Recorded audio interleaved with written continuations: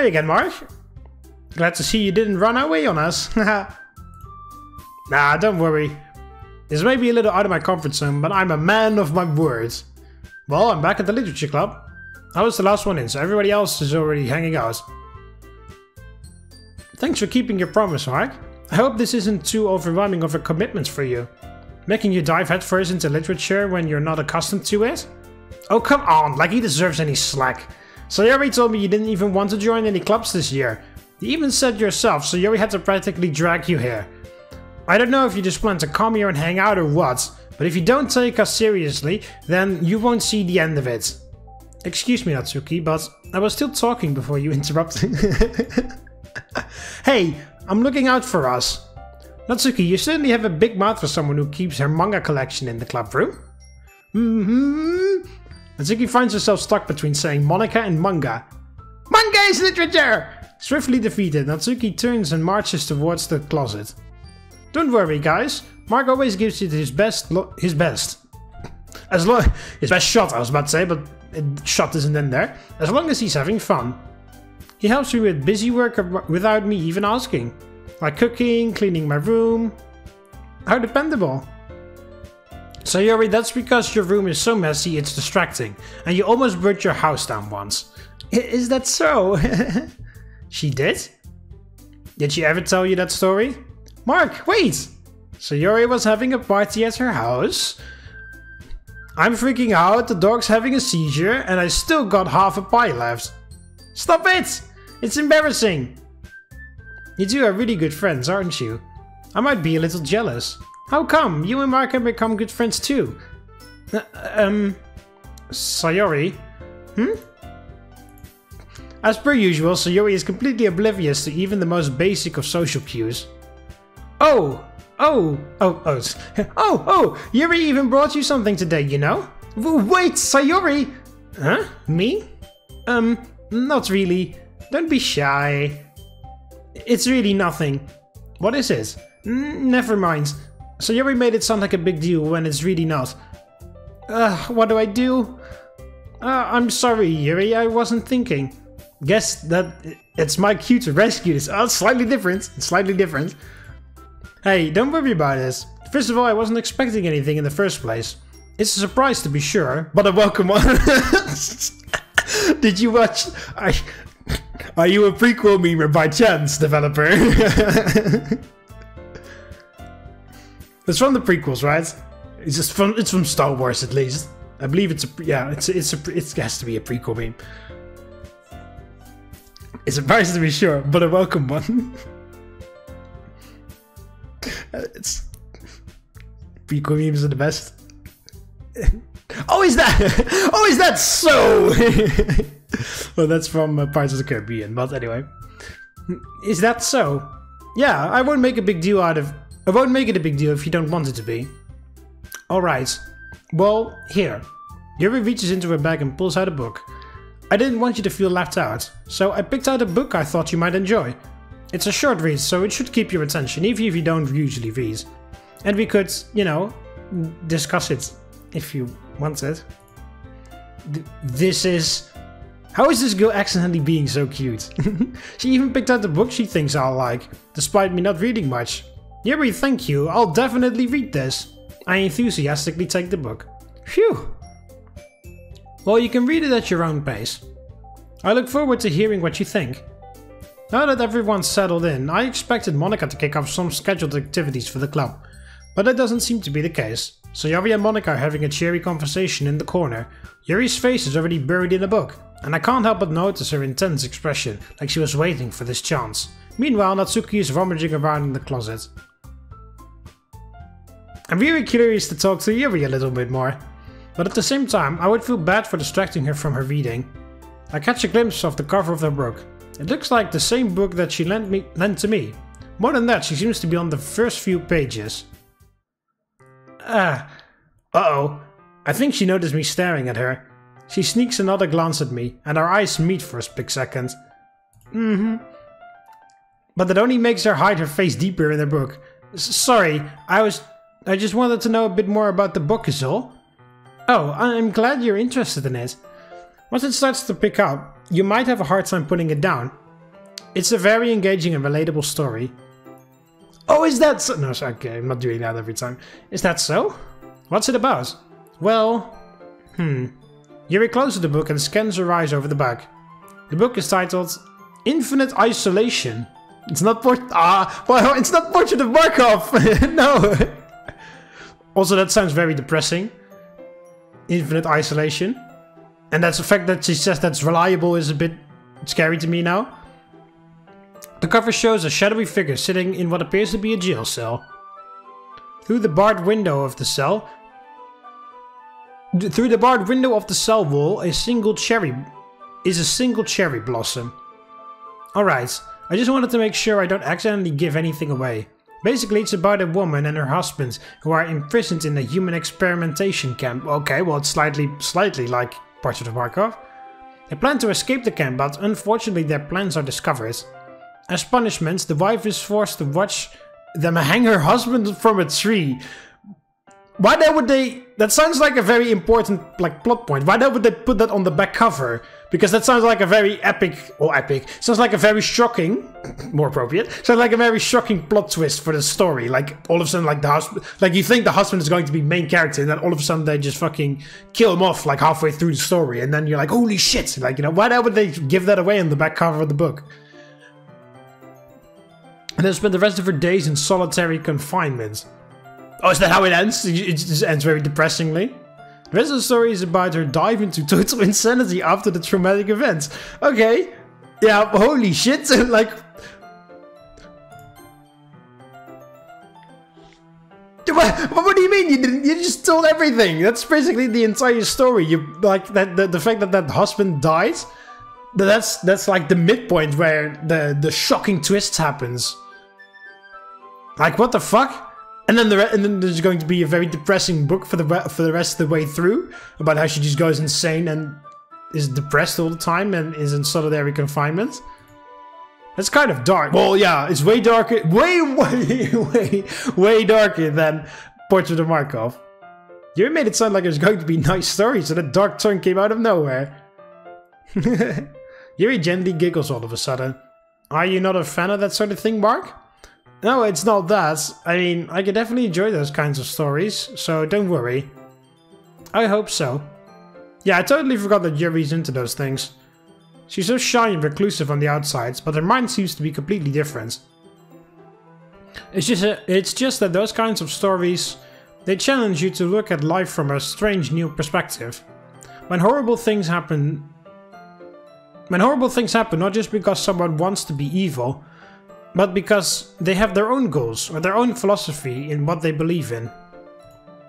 Then suddenly, when you thought you related to the protagonist, they made out to be the naive one for letting their one-sided morals interfere with the villain's plans. I'm rambling, aren't I? Not again. I'm sorry. Hey, don't apologize. I haven't lost any interest in it at all. Well, I guess it's alright then. But I feel like I should let you know that I have this problem. When I let things like books and writing fill my thoughts, I kind of forget to pay attention to other people. So I'm sorry if I end up saying something strange. And please stop me if I start talking too much. Yeah, same, Yuri, 100% same. I mean, it was worse when I was younger, but I know how to pay attention to it now. But I was exactly like that. So like if you saw me like, I don't know, like 10 years ago or something like that, I was definitely 100% like, maybe even worse than that. Like, I couldn't talk to, because Yuri can even like still like normally carry a conversation. I couldn't even, like, barely. But until you get onto the subject that I like, and then I would ramble like there's no tomorrow, and then everybody else is like, fucking hell, shut up, please. I really don't think you need to worry. That just means you're passionate about reading. The least I can do is listen. It's a literature club, after all. Ah, that's true. Yuri seems to relax a bit now. In fact, I might as well get started reading it, right? Might as well get started reading it, right? You don't have to. What are you saying? Just a moment ago you said you were looking forward to it. Let me just grab the book. I quickly retrieved the book that I had put into my bag. Alright, It's fine if I sit here, right? I slip into the seat next to Yuri's. Yeah. Are you sure? You seem a little apprehensive. I'm sorry. It's not that I don't want you to. It's just something I'm not very used to. That is, reading in company with someone. I see. Well, just tell me if I end up distracting you or anything. Alright. I open the book and start the prologue. I still don't understand what Yuri means about reading in company. It's as if I can feel her presence over my shoulder as I read. It's not a particularly bad thing. Maybe a little distracting, but the feeling is somewhat comforting. Yuri is in the corner of my eye. I realize that she's not actually looking at her own book. I glance over. It looks like she's reading from my book instead. Sorry, I was just... Yuri, you really apologize a lot, don't you? I do? I don't really mean to. Sorry. I mean... Here, this should work, right? I slide my desk until it's up against Yuri's, then hold my book more between the two of them. Ah, I suppose so. Yuri timidly closes her own copy. Once we each lean in a little bit, our shoulders are almost touching. It feels like my left arm is in the way, so instead I use my right to hold open the book. I guess that makes it kind of difficult to turn the page. Here. Yeah, there's this one. Yuri takes her left arm and holds the left side of the book between her thumb and forefinger. Ah, I do the same with my right arm. On the right side of the book. That way, I turn the page and Yuri slides it under her thumb after it flips to her side. But in holding it like this, we're huddled even closer together than before. It's actually kind of distracting me. It's as if I can feel the warmth of Yuri's face and she's in the corner of my vision. I try to focus on reading. Lena? Oh, this is the book. Oh, that's actually pretty cool. That's actually pretty cool. Lena, wake up. I slowly open my eyes. The sunlight is blinding until a figure appears over me.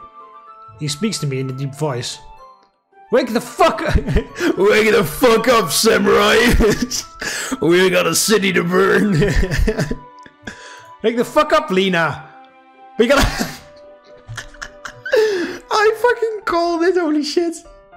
We got a camp to burn! My vision clears and I see who's before me. Keanu? Yes! He's named Keanu as well! Holy shit, this is awesome! My husband Keanu! I quickly sit myself up.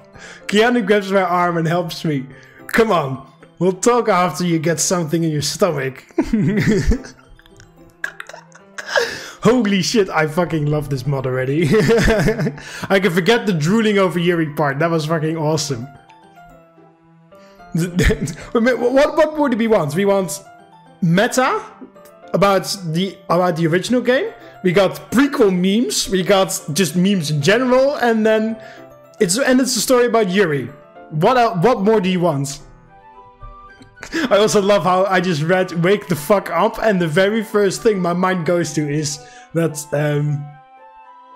meme. Well, oh, we got a city to burn, and then the very next line, we got a camp to burn. Amazing, amazing. My eyes glide. My eyes glide along pages. The words aren't difficult to understand, but it's been a long time since I've read a book. Are you ready? Huh?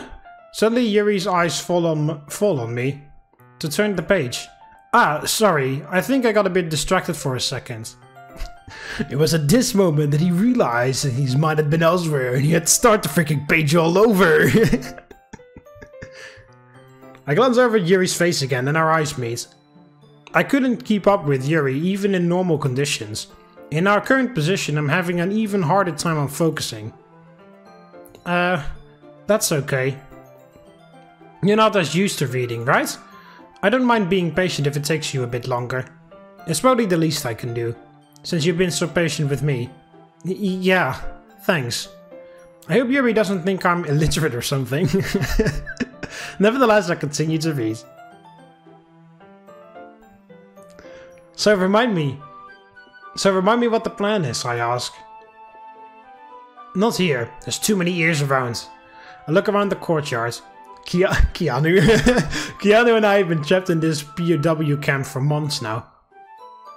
I'm sick of it. You plan to escape, but I'm nervous. The stakes are high, and if you get caught, who knows what could happen. Regardless, waiting for help isn't going to work. We'll rot in here before the war ever comes to an end. I look to the other prisoners around me. It's like a zombie movie. Everyone is so lifeless. I suppose this is what happens when humans lose their humanity.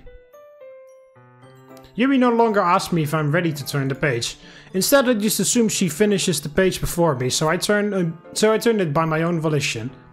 We continue the first chapter in silence. Even so, turning each page almost feels like an intimate exchange. My thumb gently letting go of the page, letting it flutter over to her side, as she catches it under her own thumb. Hey, Yuri? This might be a silly thought, but the main character kind of reminds me of you a little bit. You think so? How does she? Well, I guess she's more blunt in a lot of ways, but she also second guesses herself she also second guesses all of the things that she says and does. There we go. Fucking hell. I also have trouble reading. Like, she's afraid she'll do something wrong. It's not like I can see into your head or anything, but they're kind of reminiscent of some of your mannerisms. I see. Yuri remains silent for a moment. But Mark, that's probably a terrible thing to have in common with her. That's so embarrassing that you think that. But wait. Fantastic. 10 minutes and I've already managed to ruin my chances at love. I didn't mean it in a bad way or anything. Sorry, I really didn't know you were self-conscious about that sort of thing. I guess I more meant that I find it kind of cute. What are you saying all of a sudden? There it is. Okay, everyone, we are getting a bit too friendly here, so let's start sharing poems. I think it's about time we share today's poems with each other. We mightn't have enough time if we waited too long. Yuri exhales, spared from finishing her thought. Is that alright, Yuri? You look kind of down. I'm sorry if you haven't been looking forward to this. I've been looking forward to this. Twice the price, double the fall. It's not. It's fine. It might have been my imagination, but it seemed Monica was giving me a dirty look before turning away. Oh, I didn't pay attention. Did the sprite really do that, or was that just a text? Yurika releases her hand from the book, causing it to close on top of my thumb. Alright. I guess I'll do some more reading tonight. I'll go ahead and finish the first few chapters. That way we can read together when the story picks up. That sounds like a good idea.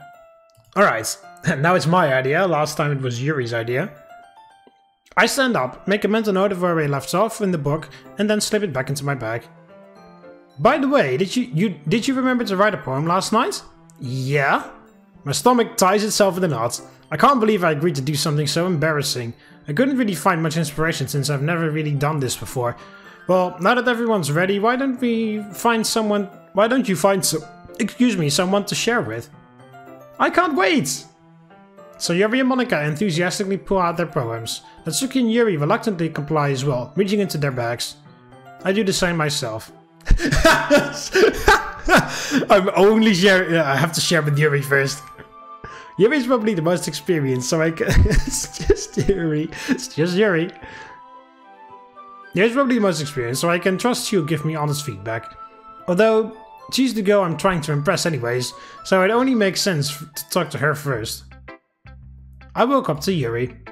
I guess this is when we show poems, huh? I guess so. The gentleman in me would say ladies first, but Yuri seems nervous about this. Not too comfortable with sharing, I presume? It's not that.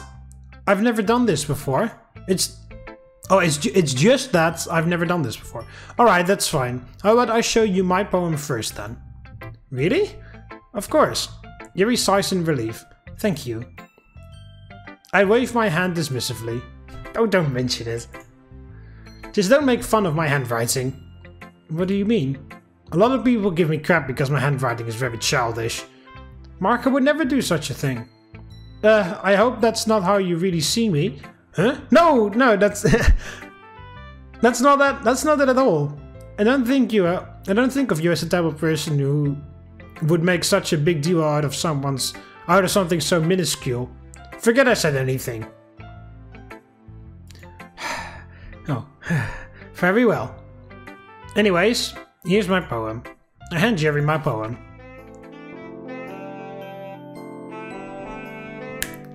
It's jazz. This is the very, very first time I get to read my own poem. Well, second time if you count the horror story that I wrote for Halloween in Blue Skies. But besides that, this is the very first time I get to read my own poem. The silence of the night. I lay, eyes closing, drifting out of consciousness. Thoughts fester and plague my mind. My imagination plays tricks on me as the deafening silence pounds my eardrums. But the fragile silence is broken by the sound of a voice, the sweet, sweet voice of a woman bidding me goodnight. I breathe in and out as my eyes close again. I lay in the cage of my blankets. Well, that's a very, very awesome, that's a very metal way of describing your bed. I feel as if I'm in a dream. I can feel the aura of another person next to me. I'm captivated by the voice at my door bidding me goodnight until I realize I live alone. That's the stuff of nightmares. My heartbeat is unstable as my eyes explode open. The deafening silence returns, and my eyes slowly drift out of consciousness again. Phenomenal. What was that? Mark, this poem is fascinating. The dark tone and eerie ambience you've created is very unsettling. Yeah, I know, that was pretty cool actually. That realization, like, wasn't that? Yeah, there was in Blue Skies as well. The horror night when. Yeah, I didn't really read it correctly back then, but when what's it called? When oh yeah, that's right. I never wrote a. No. I never wrote a poem in Horror Nights in Blue Skies because that was Little Tomino is what I wrote, but I got that from the internet. At least the guy said so. So that was the very first time I get to read my own poem. But anyway, in the Horror Nights in Blue Skies in Halloween, the Halloween episode, it's one episode. You can find it in the Blue Skies playlist if you want to watch it. You can very clearly see which episode it is. But there was also like we all told horror stories to each other, and then the protagonist, my horror stories, was about. I can't really remember what it was, but it was something of the realization that. Like somebody was there and they shouldn't be there, or that shouldn't be possible, and then the moment like I borrowed keys or something, and then the door was unlocked even though I had the keys, so it technically wasn't possible, or someone must have been living in my house the whole time. It was something along those lines. Can't remember exactly what it was, but I really love that when that is executed well. The moment that moment when you realize something creepy rather, something creepy is going on, and the moment when you realize it, that when you execute that very well, that can hit you like a ton of bricks. That is extremely awesome when movie makers or game makers or whatever, when they execute that very well. I absolutely love it when they do that. I'm trying to think of an example now, but I can't really. Well, I guess, for this game, I guess the moment when you realize that Monica is behind all this, I guess that's a bit of a sort of moment like that, when you realize that she knows your real name and, well, your computer's name, and, she knows that this is a game, she knows when you're recording, she knows fucking everything, That moment when you realize that it was all her, it was her all along, it, like, can get very scary when she just breaks the fourth wall like that. But it's not really the best. I can't really think of a good example. Not in a bad way though. Did I raise my voice? I'm sorry. Damn it, I was actually getting somewhere. Alright, Mark, fix this. Hey, it's alright. I didn't even notice. Please continue. You seem really interested in my poem. Yes, like I was saying. It's a very dark and chilling piece that really evokes emotion. Question for you, Mark. How much experience do you have with writing? Your use of metaphors and the way you pull the reader into your poem is fascinating. Really? Thanks, Yuri. That means a lot coming from you. To be honest, this was actually my first time writing poetry. Huh? I knew that. I could tell by... Yuri traces her fingers along my poem, dissecting it down further. Yes, here's how I was able to tell. A common mistake I see in new writers is that they try to make their own writing too deliberate. They usually try to focus on one or two different topics or styles, and try to form fit the two together. The end result is both the writing and the meaning of the piece are weakened. Once Yuri gets her thoughts together, she appears to be a whole different person. Of course, it's not something you can be blamed for. That's good advice, Yuri. I'll definitely consider that next time. I'm sure you'll improve nicely. Metaphors can go a long way in writing. I have an example of that if you would like to read it. Of course. Yuri smiles as if this is a rare opportunity for her. I think that in itself is funny. I mean, isn't this a literature club after all? Yuri hands me her poem. Oh, this is Ghost Under the Light again? I might as well read it, it's been a while since I've read it. Ghost Under the Light. The tendrils of my hair illuminate beneath the amber glow, bathing. It must be this one. The last remaining street light I have to have withstood the test of time. The last yet to be replaced by the sickening blue-green hue of the future. I bathe, calm, breathing air of the present but living in the past. The light flickers. I flicker back. Triple does. I'm so sorry I have such terrible handwriting. What? I wasn't thinking that at all. But it took you a long time to read it. Or to read. I probably shouldn't tell Yuri I never learned how to read cursive. Well, I just don't read script very often. I actually think your handwriting is very pretty. Yeah? That's a relief. Also, I like the poem. Even though it's short, it was really descriptive. It wasn't too short? I usually write longer poems. Not at all. So I shouldn't matter, right? Right? I love the double innuendo on that one, nice. I'm really glad you like it. I'll be honest. Since it's our first time sharing, I wanted to write something a little more mild. Something easy to digest, I suppose. Are you into ghosts, Yuri? Actually, the story isn't about a ghost at all, Mark. Really? I must have totally missed the point. Well, I suppose she did only glance over it, after all. But remember that poets often express their own thoughts, feelings, and experiences in their work. They usually do more than tell a simple story or paint a picture. In this case, perhaps the subject of the poem is only being symbolically compared to a ghost. Lingering in her last remaining place of comfort, unable to let go of the past, and soon to be left with nothing. That's a lot more solemn, putting it that way. I hadn't even thought of that. That's really impressive. Huh? It's nothing, really. Yours was impressive too, so... Nah, if anything I could probably learn a thing or two from you. You think so? Yeah, of course. You know, I was really nervous about doing all this, but in the end I enjoyed it. I'm going to keep doing my best for you, Mark. Me too. Well, it makes me happy that you think that. Just remember that it won't be long before you pick up on these things too. Yeah, maybe you're right. I guess I'll have to keep trying.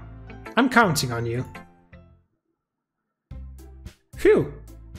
I guess that's it. Okay, we just skip everybody else. Alright, that's also a good place to end it off here. Alright, so...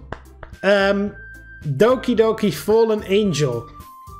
Yeah, yeah, I like the negatives so far. I don't really like the drooling over Yuri from the very beginning. But okay, that's just... I don't really like that in general, I guess. So, you know, nothing I can do about that. But there's a whole bunch of stuff I do really like. I like that Monica is still kind of evil, like a little bit. She hasn't really done anything, but I'm pretty scared that she's gonna do shit. So, ooh, I'm waiting for it. So yeah, I like that Monica is still a bit evil. I like I like the meme references. I like the jokes. I like the yeah, but so far it's been mostly the same. So I'm more curious for the next few episodes when we drift off from what we have already done and seen before, because of course here the game, it's just playing along the first few scenes of the original game. But once we leave that, that's when things get interesting. So I hope you guys enjoyed the video. Click the like button if you did, subscribe to join the Roman army, and I'll see you in the next one. See you later, Romans. Valete.